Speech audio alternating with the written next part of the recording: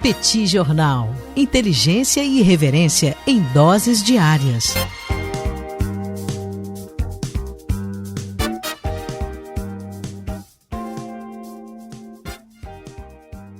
Olá, gente. Bem-vindos, bem-vindas ao Petit Jornal. Esse é o bate-papo número 1132. Estamos gravando uma live no YouTube do Petit Jornal. São exatamente 17 horas e 25 minutos da quinta-feira, 20 de agosto de 2026. Cá está a dupla de costume, a dupla que você conhece de cor. Tanguy, o Bagdadi animado, contente, preparado, revigorado, resiliente, retumbante, descansado, tarifado. Está o professor Bagdadi, apesar das muitas negociações que ele endereçou num passado recente. Diante disso, está viciado em brigadeiro de colher, tendo insônia e muito preocupado com essa dinâmica internacional pantanosa e de múltiplas incertezas. Temos também Daniel Souza, que é esse que vos falo. Ao longo dos próximos minutos, vamos repercutir os principais acontecimentos internacionais das últimas horas. Como vai, professor Bagdadi? Tudo bem? Vamos a isso? Tudo bem, Daniel Souza, com S, vamos lá para esse bate-papo 1132, haja bate-papo, Daniel Souza, para a gente falar sobre os principais assuntos da política internacional, da economia, muita coisa acontecendo ao mesmo tempo. Deixa as boas-vindas a todo mundo que está acompanhando a gente. Você que está ao vivo com a gente aqui no YouTube, seja muito bem-vindo. Você que está ouvindo a gente no Spotify, Apple Podcast, qualquer outro agregador de podcast, seja muito bem-vindo também. E eu quero começar, Daniel, com uma crise no Oriente Médio, uma crise envolvendo aliados dos Estados Unidos.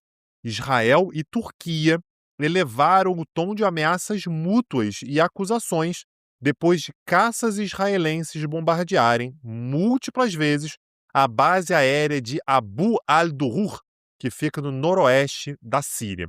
Só para a gente dar o contexto aqui, Daniel, essa base ela fica ali dentro do território sírio, a cerca de 70 quilômetros da fronteira com a Turquia. A Turquia está ao norte, a Síria está ao sul, está ali, portanto, no noroeste da Síria. O que Israel está dizendo é que eles bombardearam essa base para destruir essa base, para evitar que a Turquia tentasse acessar e tomar essa base.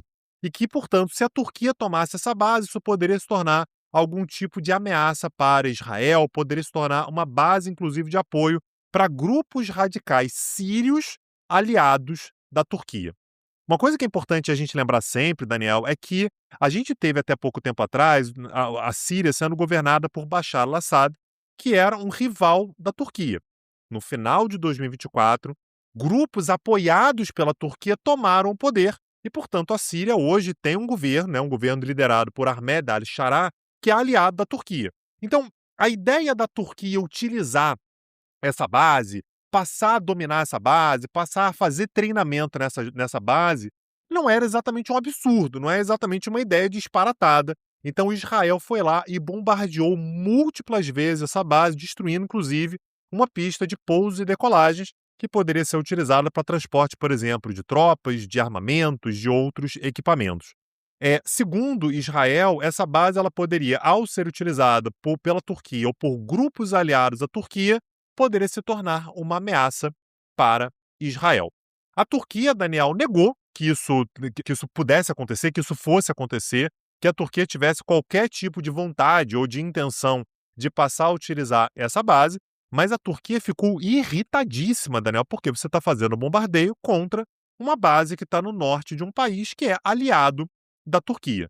O Ministério da Defesa da Turquia, portanto, classificou as ações de Israel como irresponsáveis e cobrou respeito à lei internacional para preservar a paz. Em resposta, o ministro da Defesa de Israel, que é o Israel Katz, advertiu o presidente Recep Tayyip Erdogan, o presidente da Turquia, a não testar a capacidade defensiva israelense e não arrastar o país para aventuras perigosas. A gente tem, portanto, Daniel, uma troca de acusações, um ataque israelense, é verdade, à Síria, mas o alvo principal não é exatamente a Síria. Israel, aliás, faz o bombardeio em território sírio, mas fala sobre a Turquia. A maior ameaça que Israel está dizendo aí são grupos ligados à Turquia e, naturalmente, Daniel, são dois aliados dos Estados Unidos. O atual governo sírio, Daniel, que é o governo liderado pelo Ahmed al-Sharaa, a gente já falou sobre ele muitas vezes, né? A gente nunca deixa de ressaltar que é um cara que tem a origem na Al-Qaeda, né? Ele acaba passando ali por uma certa limpeza do seu nome, ele deixa de ter um discurso mais radical, mas isso não apaga o fato de que até outro dia ele era da Al-Qaeda. Ele conseguiu uma interlocução muito interessante, Daniel, tanto com os Estados Unidos, quanto com a Rússia de Vladimir Putin, quanto com a Turquia. Então, nesse momento, Daniel, a gente tem os Estados Unidos numa posição complicada, que é você ter um bombardeio israelense, que é um aliado dos Estados Unidos, contra a Síria, que é liderado por um governo próximo dos Estados Unidos, e fazendo acusações contra a Turquia, que é um membro da OTAN, ainda que tenha lá seus atritos, é formalmente um aliado dos Estados Unidos. A gente tem, portanto, o posicionamento do enviado especial dos Estados Unidos para a Síria, tentando colocar panos quentes, Daniel, dizendo que esse tipo de bombardeio representa uma escalada desnecessária entre Israel e Turquia. E parece, Daniel, não sei o que você acha, mas quando você fala numa escalada desnecessária, de uma certa maneira você tem os Estados Unidos tirando a razão de Israel, dizendo, ô Israel, pô, peraí, cara, isso aí você não vai levar ninguém a nada, isso é pior pra gente, isso é pior pra posição dos Estados Unidos, o que acrescenta um pouco mais ainda de atrito nessa relação entre Estados Unidos e Israel. De novo, quando eu falo atrito, fique muito bem entendido, Estados Unidos e Israel são enormes aliados, mas isso não anula o fato de que a relação entre Netanyahu e Trump, ela tem alguns problemas. Muitas vezes o Trump ele se impõe e o Netanyahu vai lá e contraria o Trump mesmo assim, o que leva, portanto, a uma certa tensão nessa relação ao longo dos últimos meses. Concordo com você, Tanguy. Me parece os Estados Unidos desautorizando Israel nessa questão, até porque, muito entre nós, realmente não tem nenhuma necessidade e você acaba tendo na região já problemas demais, não precisa de ter mais um problema, ainda mais com um membro da OTAN. Tanguy, o Departamento do Tesouro dos Estados Unidos informou nesta quarta-feira que a dívida pública do país atingiu pela primeira vez a marca de 40 trilhões de dólares. Eu disse 40 trilhões de dólares. A dívida ela dobrou, somando os mandatos de Donald Trump e Joe Biden. Em janeiro de 2017, quando Donald Trump tomou posse pela primeira vez, nós tínhamos nos Estados Unidos uma dívida de 19,95 trilhões, ou seja, aproximadamente metade do que temos hoje. Cerca de um terço do aumento desde então se concentrou nos 2 piores anos da pandemia de Covid-19, marcados por a ampliação das despesas, expansão fiscal e prolongados cortes de impostos. Mas é só um terço, né? Os outros 2 terços não têm a ver com a pandemia da Covid-19, o que não deixa de ser algo surpreendente. Uma crise da dívida pode emergir caso o Congresso não enfrente a perspectiva fiscal insustentável, com elevação de impostos, corte de gastos ou uma combinação das duas coisas. Não dá para você simplesmente aumentar o endividamento do governo para sempre. Em algum momento, você não encontrará mais pessoas dispostas a financiar esse governo e, caso isso aconteça, ou você vai dar calote ou você vai monetizar a dívida, vai começar a imprimir moeda para pagar e, ao fazer isso, você inflaciona o país e potencialmente até a economia mundial, uma vez que o dólar americano ainda é a grande referência do sistema financeiro internacional. O Bessent, que é o secretário de Tesouro dos Estados Unidos, defende uma meta fiscal de 3%, de déficit de 3% até o fim do segundo mandato de Trump em janeiro de 29. Não está claro como essa meta seria alcançada, nem se efetivamente ela seria perseguida. O déficit do governo americano em julho de 2026, fechou em 6% do PIB. Importante registrar que a gente está falando de um déficit nominal, o que inclui os gastos do governo com juros. Cuidado, porque no Brasil é muito comum a gente fazer referência ao resultado primário, que não inclui os gastos do governo com juros. O déficit nominal no Brasil é bem maior do que 6% do PIB, o que também leva ali a um crescimento do endividamento de forma acelerada. O governo está se aproximando rapidamente do teto legal da dívida de 41,1 trilhões. Ao atingir esse limite, o governo vai ter que provocar uma vez mais o Congresso, e isso pode gerar ali um tensionamento político de grandes proporções. A bem da verdade, a maior parte das pessoas não tem nenhuma expectativa de que o governo Trump vai enfrentar esse problema de crescimento do endividamento, ele vai jogar esse problema lá para frente. O Trump cumpriu 2 de suas promessas. Ele aumentou os gastos com defesa e cortou impostos. Aumentando gastos com defesa e cortando impostos, você tem um crescimento do endividamento. E é interessante registrar também que o DOGE, liderado lá pelo Elon Musk, não deixou nenhuma herança, né? No controle das despesas, nem na eficiência da máquina pública. Ele falou que ia cortar $1 trilhão, né, Daniel? 2 trilhões, era uma enormidade, era um negócio gigantesco. E isso não aconteceu. Na prática, ficou a impressão de que o Elon Musk simplesmente teve acesso a informações muito privilegiadas durante esse período e sabe-se lá o que ele fez com essas informações ou fará com essas informações. De qualquer maneira, é bastante preocupante o crescimento do endividamento do governo americano nessa velocidade. Não é o único país que está com esse problema, mas nós tivemos, não tem muito tempo, um rebaixamento da nota de crédito do governo dos Estados Unidos, o que era inimaginável quando eu fiz faculdade de economia lá atrás. Mas a gente tem que observar porque é algo que traz consequências, porque um governo muito endividado começa a pagar juros maiores, os juros nos Estados Unidos começam a não ter espaço para cair de forma muito significativa, isso contamina taxas de juros ao redor do mundo e traz efeitos macroeconômicos globais relevantes.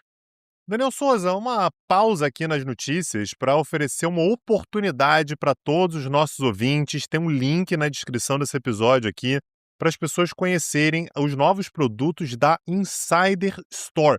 A gente está falando, Daniel, sobre algumas peças clássicas que estão lá em super promoção. Quando a gente fala, por exemplo, sobre a Tech T-shirt, Daniel, gola em U e gola V. A gola V, U é essa que a gente está usando, né? Eu estou usando, você está usando a sua também. Tem a gola V, também é muito bonita, excelente produto. A gente está falando sobre uma peça única, Daniel, com desconto de quase 30%, 28% de desconto. E comprando com kit, né, um kit com 3, você fica com 36% de desconto. Tem outra peça aqui que eu gosto muito, Daniel, que é a calça Future Form. Eu confesso, Daniel, que poucas vezes eu usei calças melhores, né? E realmente excelente, serve para tudo. Serve para dia frio, serve para aquele dia no qual você vai sair para fazer uma caminhada, tudo 19% de desconto. Tudo isso com o cupom do Petit Jornal. Para as mulheres também, Daniel, tem um monte de desconto. A gente está falando sobre Tech T-shirt, gola V, também para feminina, tá lá também com desconto. E aí, Daniel, vem mais algum tempero. Você tem frete grátis para compras a partir de R$ 399 e você ganha uma garrafa térmica de brinde com compras acima de R$ 799. A garrafa térmica é uma gracinha, vale a pena, pode te acompanhar também no seu dia inteiro. Fica aí, portanto, a recomendação. O link está na descrição desse episódio, Daniel. Imperdível, gente. Condições especialíssimas para os amigos e amigas do Petit Jornal. Link no descritivo desse episódio. Clique, conheça a Insider Store. Roupas tecnológicas para as mais diferentes situações. Você vai gostar. Não deixe de aproveitar essa oportunidade. Link no descritivo desse episódio. Daniel, eu quero puxar nossa conversa agora para a Colômbia. A gente teve um terremoto muito grave, né, que aconteceu na semana passada. O Abelardo de la Espriella, né, o atual presidente, ele tomou posse há pouquíssimo tempo, né, na sexta-feira da outra semana. Alguns dias depois a gente já teve esse terremoto e o governo dele vem enfrentando uma fortíssima crise e críticas generalizadas pela condução dos desdobramentos desse terremoto. Foi um terremoto potente, né, Dani? A gente está falando sobre um terremoto de magnitude 7,4 na escala Richter, deixou quase 300 mortos. E a maneira pela qual o governo vem lidando, a falta de sensibilidade em determinados casos, vem chamando a atenção e vem sendo um ponto aí para críticas. Uma crítica sempre foi feita, aliás, ao Abelardo de la Espriella, Daniel, é que ele era um advogado, ele não tem nenhuma experiência política, e esse é o momento no qual essa falta de experiência aparentemente está cobrando o seu preço. Então, num determinado momento, por exemplo, Daniel, o presidente foi fazer uma visita a uma cidade chamada Buenaventura, foi uma das cidades mais atingidas pelo terremoto, e ele ofereceu bolas de futebol para as crianças da região ali, para poderem brincar, enfim, crianças que muitas vezes estão passando por um momento muito difícil. Um gesto legal, bonito, né? Interessante, não tem nada de errado nisso. O problema, Daniel, é que quando for olhar que bolas eram essas, eram bolas todas com o nome do seu movimento político, e aí pareceu que era uma politização, né, uma partidarização da coisa, que não é muito o espírito quando você está oferecendo algum tipo de ajuda. A gente teve um outro problema ainda, Daniel, quando o pastor Jaime Beltrán, que foi um aliado de campanha, foi um cara que foi muito ativo durante a campanha presidencial, ele atualmente é ministro da Habitação. Repito, ele é ministro da Habitação em um país que teve um problema gravíssimo, com centenas de pessoas, na verdade, milhares de pessoas desabrigadas, um problema gravíssimo em termos de habitação, e ele foi fotografado de férias nas praias de Santa Marta. O rapaz da habitação estava de férias. De É isso. férias, Daniel Souza, ele Tá. estava de férias nas praias de Santa Marta. Uma coisa que agravou ainda mais esse cenário, Daniel, foi que 90% das moradias colombianas não possuem seguros contra terremotos. O que significa que tem uma parcela grande da população colombiana que está esperando um posicionamento do Ministério da Habitação. Vem cá, vai ter algum tipo de ajuda? Como é que vai ser? A gente está, em abrigo. Como é que vai ser? E o camarada estava em Santa Marta. A justificativa dele foi que por trás de um ministro há um pai, um marido, há um filho. Mas ele acabou de começar no trabalho novo, Tanguy. Mas é Já cansativo. tirou férias? Não, mas é cansativo. Você sabe como é que é a posse presidencial? Um cansaço danado, Daniel. Ele precisava descansar, entendeu? Então, segundo ele, era o momento no qual ele precisava pegar uma praia para poder pegar uma cor, Daniel, para poder lidar com esses problemas todos que vêm pela frente. A coisa foi tão séria, Daniel, que já tem grupos que estão pedindo uma moção de censura contra ele, que pode levar, inclusive, à sua destituição. E o ministro do Interior, também do alto da sua sensibilidade, né, o Rodrigo Lara, sugeriu que as operadoras de telefonia doassem pacotes de dados móveis para que as crianças possam fazer aulas virtuais. O que a oposição está dizendo é, esse camarada ele vive em outro planeta. As pessoas estão sem casa, muitas vezes não têm acesso a um telefone celular que possa ficar para a criança e está pedindo para que as companhias de celular ofereçam pacotes de dados, enfim, uma desconexão completa com as necessidades da população. Tudo isso se soma, Daniel, ao fato de que o governo colombiano definiu que apenas 4 países poderiam oferecer ajuda.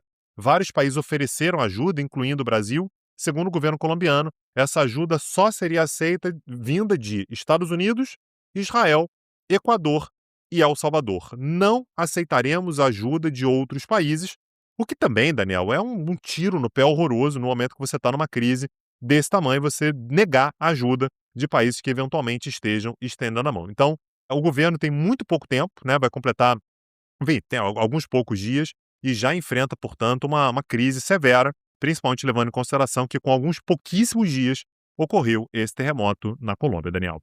O tenge, Tanguy, do Cazaquistão, se tornou a moeda com melhor desempenho da Europa e da Ásia em 2026, segundo uma publicação de hoje do Financial Times. A moeda subiu 9,7% frente ao dólar desde o início do ano, superando também quase todas as divisas latino-americanas e africanas. A alta ocorre mesmo com ataques ucranianos a oleodutos russos que afetam as exportações de petróleo do Cazaquistão. Juros de 2 dígitos no país atraem gestoras estrangeiras de renda fixa que acabam comprando dívida soberana do Cazaquistão. O Banco Central do país cortou a taxa de juros básica recentemente para 16,75% em julho, 16,75% ao ano, após reduções anteriores, mas os juros reais seguem elevados frente à inflação. A inflação no Cazaquistão está na casa de 10%, ou seja, o juro real é bem alto, mas o juro real do Brasil ainda é maior do que o juro real do Cazaquistão. De qualquer maneira, o Cazaquistão é descrito pelos analistas como um país landlocked between China and Russia, quer dizer, é um país que está preso ali realmente com 2 vizinhos absolutamente poderosos, além de ser um país que não tem saída para o mar, embora o Cazaquistão tenha marinha, e a marinha do Cazaquistão fica ali no Mar Cáspio, que não é um mar, na prática é um lago, né? É um lago de água salgada. O país recentemente assinou um acordo de 10 bilhões de dólares com a NVIDIA para a construção de data centers em território cazaque. Isso mostra que os Estados Unidos têm se tornado cada vez mais preocupados com uma presença na região. Aliás, os países da Ásia Central gostam muito de negociar em bloco, é o C5. Né? Os 5 países da região, Cazaquistão, Tajiquistão, Quirguistão, Turcomenistão e Uzbequistão. O Cazaquistão é disparado, a maior economia, tem o maior PIB, tem o maior território e se torna naturalmente um líder.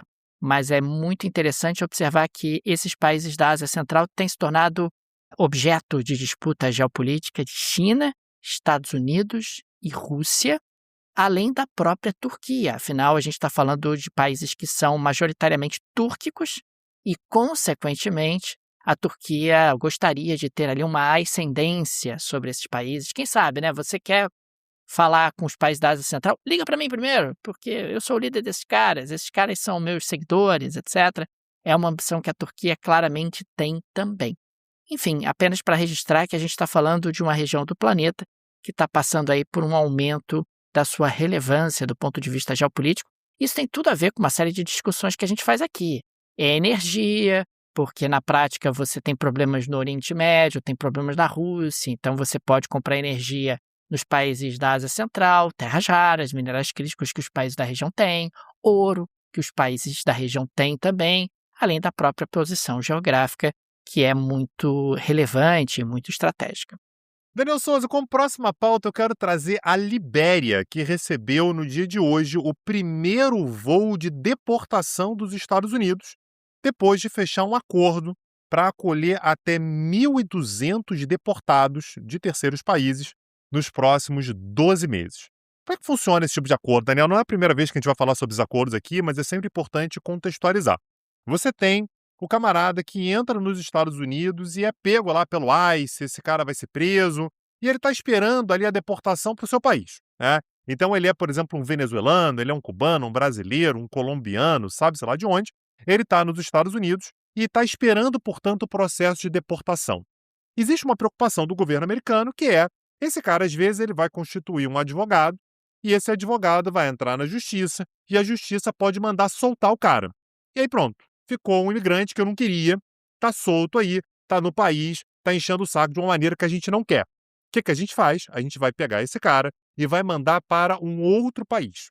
E esse outro país vai receber uma grana para receber esse camarada e ele vai esperar o processo de migração ou até mesmo de deportação, né, para o seu país de origem lá nesse outro país. Até pouco tempo atrás, Daniel, a informação que a gente tinha era que os Estados Unidos estavam negociando com alguns países africanos. A negociação ela chegou a ser aberta com República Democrática do Congo, República Centro-Africana, Guiné Equatorial, Camarões, Gana e Serra Leoa.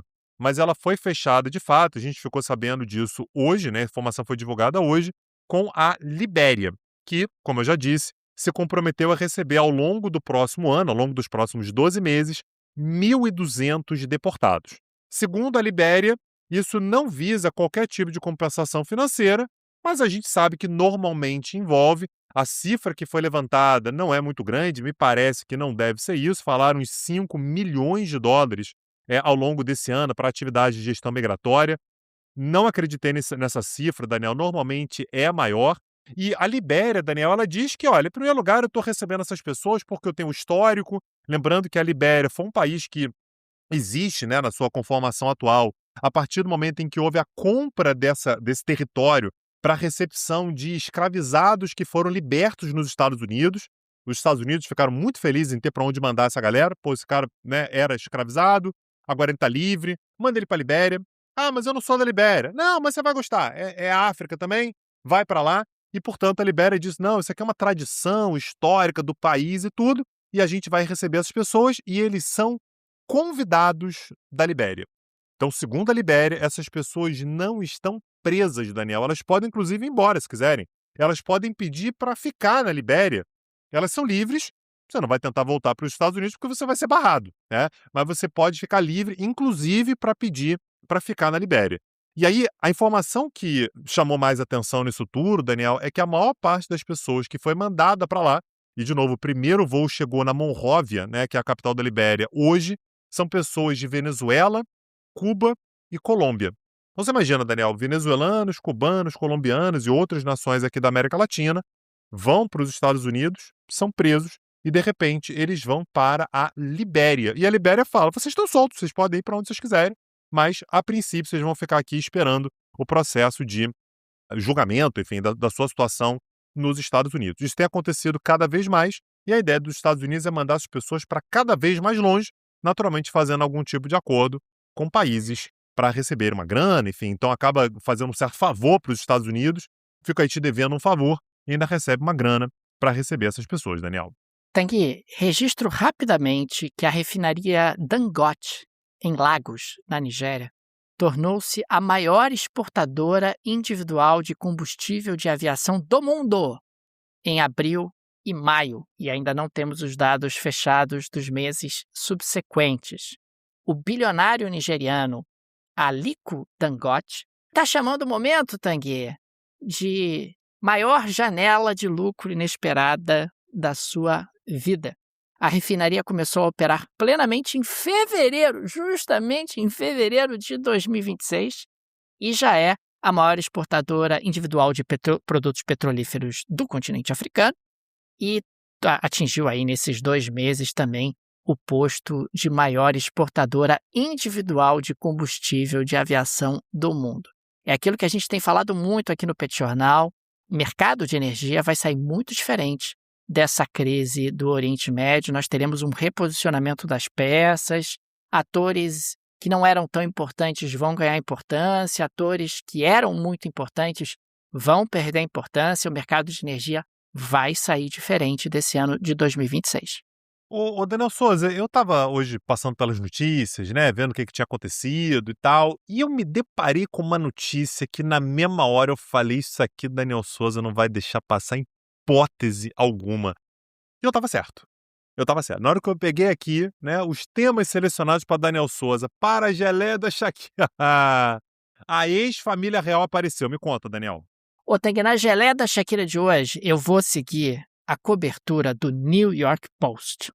Porque o New York Post é o Daily Mail dos Estados Unidos e o New York Post é um dos periódicos que eu leio todos os dias, porque ele traz ali informações de alta relevância e o casal real, ou ex-casal real, ou ex-casal principesco, sei lá, estava na capa.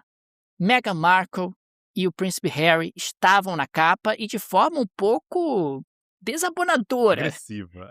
Digamos assim, de maneira bem sutil. Então, segundo o New York Post, dessa quinta-feira, o duque e a duquesa, ou ex-duque e ex-duquesa de Sussex, junto com os filhos, retornam ao Reino Unido por um período extenso. Estão voltando para o Reino Unido por um período extenso. Ou seja, estão de mudança. É isso, né? Por tempo indeterminado. O pessoal às vezes fica usando uma linguagem cifrada, mas o momento ocorre 6 anos após o Brexit, que foi a saída dessa família do Reino Unido em 2020. O New York Post descreve o retorno como consequência de fracassos. Fracassos.